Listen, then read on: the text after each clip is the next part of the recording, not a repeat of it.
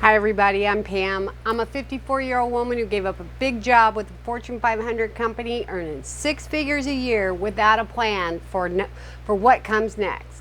Welcome to Pam Without a Plan. Hi you guys. So July 12th was my last day working. Today is September the 9th, so not quite 2 months off from work. And what have I accomplished? I am doing stand-up comedy. I'm doing open mic night, at least one night a week, probably 2, maybe 3 this week. Probably not though, because I'm leaving to go to London on Sunday, so I will probably need to do things to get ready to leave. But I did open mic tonight, and I'm doing open mic tomorrow. And I have my class on Saturday, so I'm getting out there, I'm getting up there, I'm doing it. So, and I started the video editing class last Thursday night. It was really tough. We had gone to the beach, we'd spent all day at the beach, took the dogs to the beach. I know it's terrible, but anyway, we had gone to the beach, it was really hot. And I did not get a nap before I went to class, and I walked into that room filled with computers, and my energy level just went just like that, man. It just being around all that stuff just sucked the energy right out of me. I didn't even have to know. I could just feel it. But I'm going to stick with the class. I'm going to miss a couple of classes, very unfortunately, because I'm going to be in London. I know another quality problem. I'm not complaining at all. But I have my showcase for the comedy class on October 5th. So I'll be back.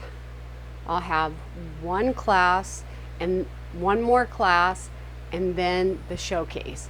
So I've got like 3 more weeks to keep working on it. So hopefully it'll all be together. It'll be together as much as it can. Tonight I got up there, and I believe this is the first time in my life this has ever happened to me.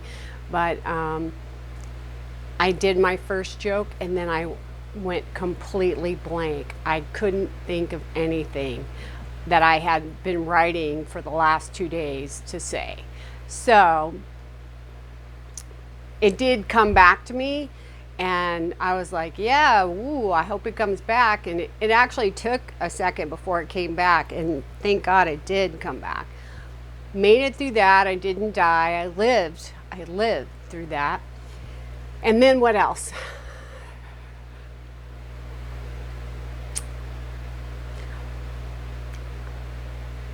I'm going to see Bree in London. I don't even know what I guess she's my grandniece, because she's my sister Trisha's granddaughter. So she's my grandniece. We haven't ever actually met face to face, but I am going to meet her for the first time in London, which I think is just so interesting that we're family. And the first time we're going to meet is long way from home, but I'm so looking forward to it. She's going to school over there this semester. I'm going over there, and I'm just looking forward to getting to meet her and get to spend some time with her while I'm over there, and make a connection. And what else am I up to? The video editing class, the stand-up comedy class, going to London, feng shui the house. Now, I haven't implemented any of the changes, but there are drastic changes that are going to happen just as soon as I can get it together and get everything moved. I'm going to move around things in the whole house. So, got a lot on my plate. It seems like I shouldn't be as busy as I am, but somehow I am really busy every day. I think though a lot of it has to do with I write, I do yoga, I take the dog for a walk, and depending on, that takes me a minimum of 2.5 hours in the morning. And my whole goal is to get into alignment and to stay in alignment like I've never been before.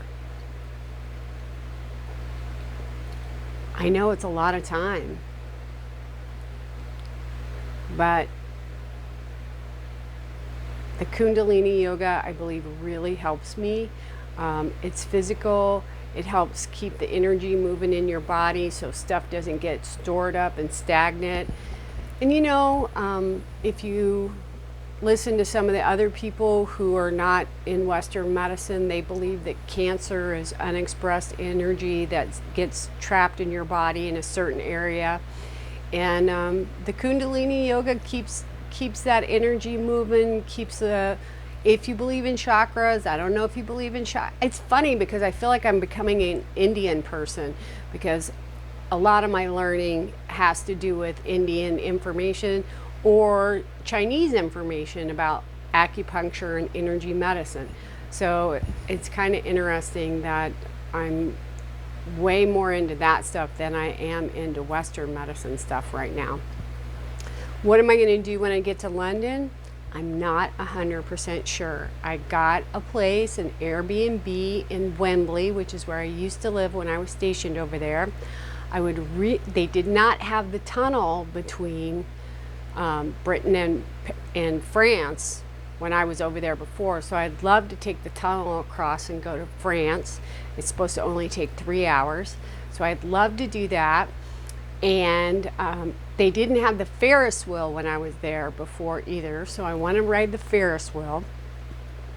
And other than that, I've done a lot of the touristy stuff, so, and I'm happy to do it again. I mean, I love the Museum of History. I have a picture of me from when I was there before, so it might be fun to come back these many years later and take another picture in the same spot. That would be fun. I just had that thought, but again, I'm trying not to have too big of a plan once I'm there. I got travel lights though, so I can film while I'm over there and you guys can see what I'm up to. And hopefully I will know something about video editing so I can edit some of those videos too. Okay, well, I'm sorry that I wasn't on last week,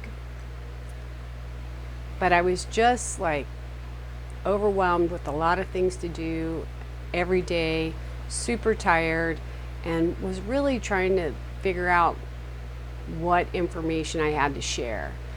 But what I want to share is that life is good.